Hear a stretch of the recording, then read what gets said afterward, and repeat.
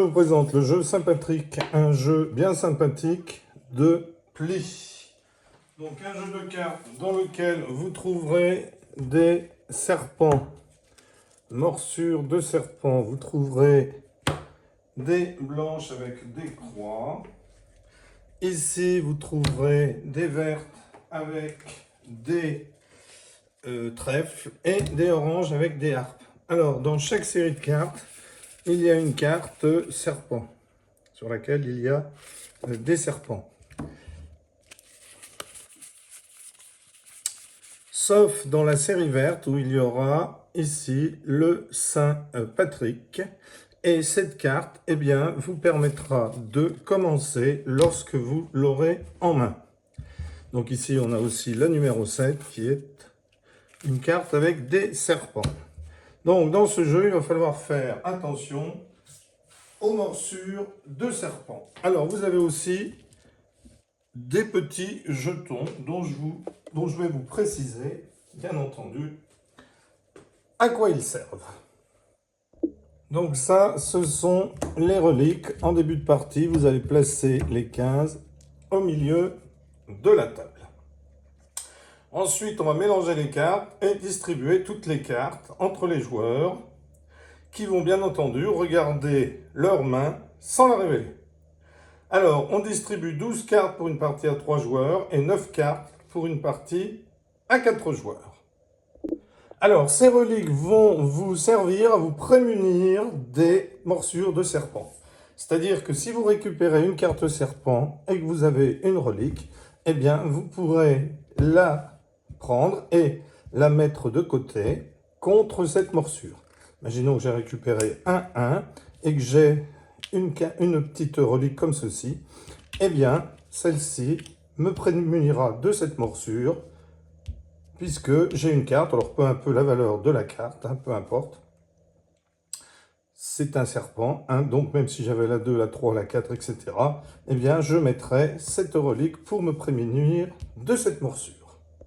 Alors, il faut savoir que lors de la première manche, chaque joueur devra passer n'importe quelle carte de son choix au joueur à sa gauche. Pour les manches suivantes, le joueur avec le moins de points choisira le nombre de cartes que les autres joueurs devront passer à leur voisin de gauche, 0, 1 ou 2 maximum.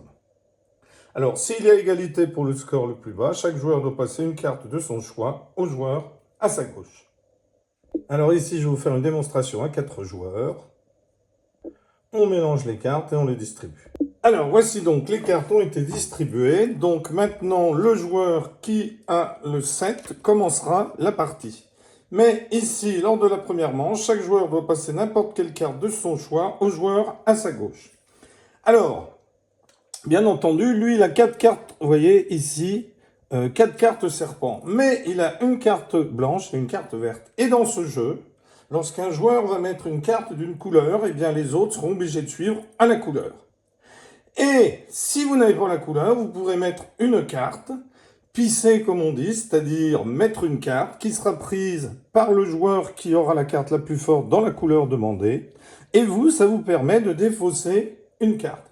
Donc lui, au départ, a 4 cartes serpent, mais il va peut-être pouvoir en défausser parce qu'il va donner soit la blanche, soit la verte au joueur à sa gauche. Ce qui fait que si un joueur joue du vert, eh bien, il pourra se défausser d'une carte serpent. Donc par exemple, il donne la verte au joueur à sa gauche. Donc lui récupère celle-ci. Lui, eh bien, n'a pas de serpent. Il va se débarrasser de la carte orange la plus forte pour essayer de ne pas faire de pli. Lui a une carte serpent numéro 9, eh bien, il va s'en débarrasser parce que avec celle-ci, s'il ne se défausse pas parce qu'il a 2 blanches, 3 vertes et 2 oranges, eh bien, il va la passer à celui-ci.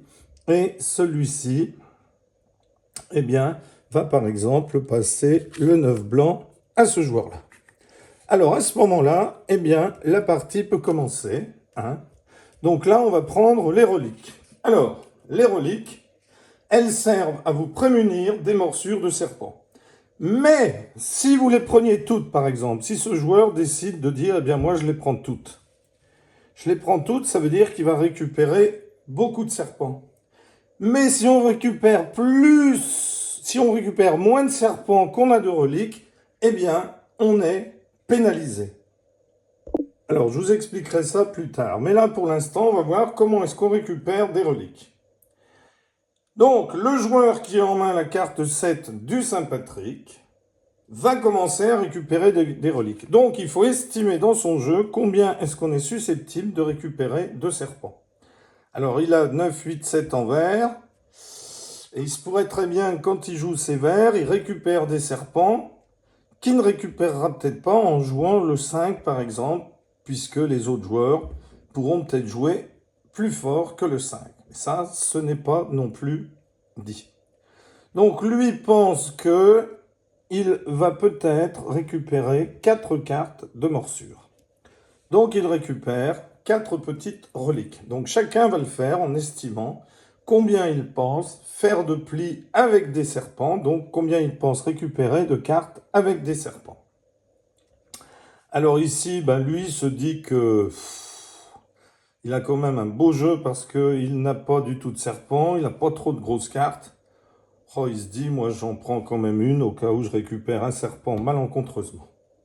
Lui a beaucoup de serpents, mais vous voyez, il n'a plus de cartes vertes. Donc il se dit, moi dès qu'il va jouer du vert, je vais balancer mes cartes serpents. Donc il se dit, j'ai quand même 8, 7, 6, allez. Et j'ai un 9 blanc, allez, j'en prends 3. Lui, eh bien, se dit que, par exemple, il en prend 2. Et toutes les autres, eh bien, sont laissées de côté. Donc ici, on refait un tour. Ce joueur-là décide de ne pas en reprendre. Ce joueur-là décide de ne pas en reprendre.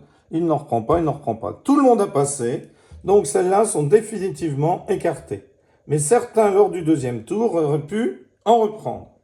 Et si on en reprend lors d'un deuxième tour, eh bien on fait un troisième tour ou un quatrième, en fait, jusqu'à ce qu'on fasse un tour où tous les joueurs passent. Si les joueurs ont passé dès le deuxième tour. Alors, je vous expliquerai plus tard, lorsque lors d'un tour, les reliques sont toutes récupérées par les joueurs, c'est-à-dire qu'il n'en reste plus. Ici, il en reste, donc on va pouvoir commencer la partie. Donc, c'est le joueur qui a la carte numéro 7, Saint-Patrick, qui entame la partie. Alors, il décide d'entamer avec un 1 noir. Le joueur ici n'a pas de noir, il va donc se débarrasser d'une carte forte dans une autre couleur. Là, il n'y a pas d'atout.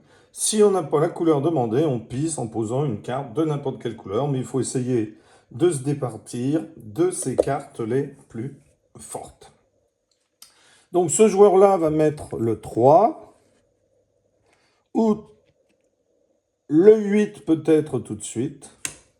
Bon, il va faire le pli, il va en récupérer 2, il s'est prémuni. Et lui, par exemple, va mettre le 4 pour ne pas récupérer le pli. Donc ici, on met les cartes serpents visibles, puisque c'est lui qui a fait le pli, et les autres, on les retourne, puisque elles ne comptent rien. Alors attention, sauf celles où il y a des 7 avec des serpents. C'est donc à ce joueur d'entamer qui décide d'entamer avec un 3. Lui va mettre le 2, lui est obligé de mettre le 5, et lui va mettre le 6 pour s'en débarrasser. Donc ici, le joueur qui a mis le 5, c'est lui. Il récupère 3 serpents et sa carte qu'il met comme ceci. Il va ensuite jouer un 2 orange. Alors il pourrait jouer le 9 orange tout de suite. Bon, mais 9 orange, on pourrait très bien lui mettre un serpent. Le 7 par exemple, vous voyez.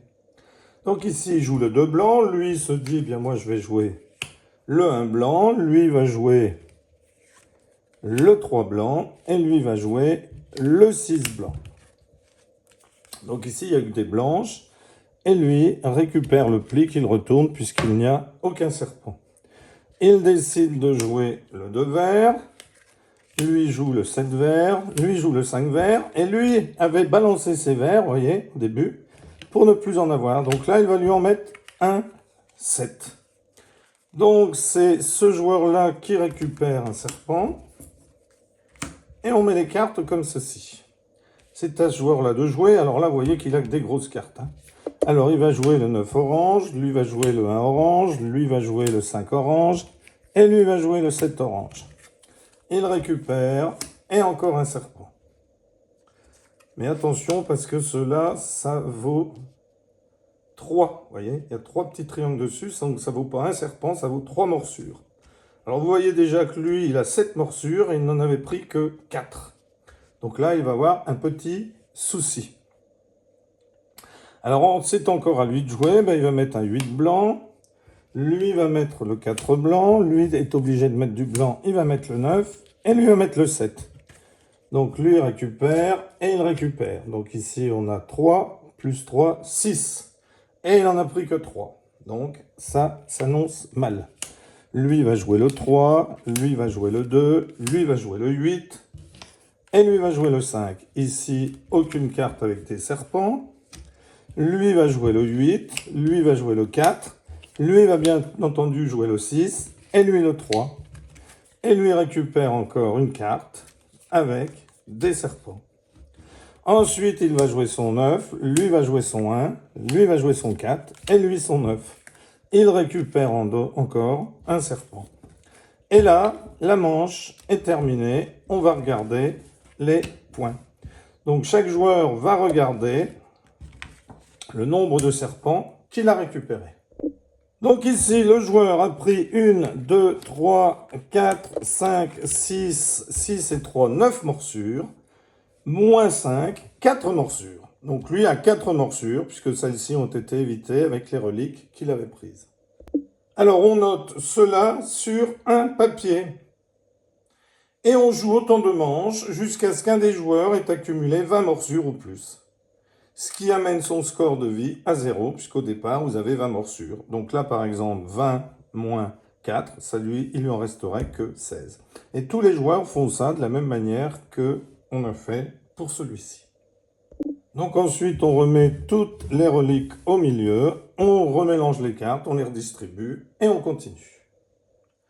Et voilà comment on joue. Alors maintenant, je vais vous expliquer des petits détails. Alors, si au cours d'un tour, toutes les reliques sont récupérées par tous les joueurs, qu'il n'y en a plus aucune qui est mise de côté, eh bien, à ce moment-là, la récupération s'arrête et les reliques deviennent maudites. Chaque joueur subit des morsures de serpent équivalentes au nombre de reliques qu'il a récupérées. Et une nouvelle phase de récupération des reliques est alors mise en place en procédant ainsi. On récupère toutes les reliques, donc déjà là les joueurs vont subir des morsures de serpent équivalentes au nombre de reliques qu'ils ont récupérées, donc c'est pour ça qu'il ne faut pas en récupérer trop. Ensuite, chaque joueur passera simultanément toute sa main de cartes au joueur à sa gauche. Et celui qui détiendra la carte Saint-Patrick, le 7 vert, débutera cette nouvelle phase de récupération des reliques. Si toutes les reliques sont à nouveau prises, eh bien on recommence cette phase. Les joueurs perdent les points, passent leurs mains aux joueurs à leur gauche et remettent les reliques au centre de la table. Et on va répéter ça autant de fois que nécessaire, jusqu'à ce que tous les joueurs passent lors de la phase de récupération des reliques et qu'ils débutent la phase chasser le serpent. Alors il y aura aussi une chasse au serpent très spéciale. Dans le cas où toutes les reliques sont récupérées et que chaque joueur récupère sa main initiale, on ne remet pas les reliques au centre de la table. C'est-à-dire qu'on a fait un tour, on s'est passé les cartes et les joueurs récupèrent la main de cartes qu'ils avaient au départ. Et là, chaque joueur va subir des morsures en fonction du nombre de reliques récupérées comme d'habitude. Et il joue avec sa main initiale pour voir s'il aurait pu s'en sortir. Donc lors de cette manche spéciale, les joueurs ne pourront pas perdre de points. Ils pourront toutefois gagner chacun un point s'ils arrivent à maintenir leur nombre de morsures égal ou inférieur au nombre de reliques en leur possession. Voilà, un excellent jeu que je vous conseille. Merci, au revoir.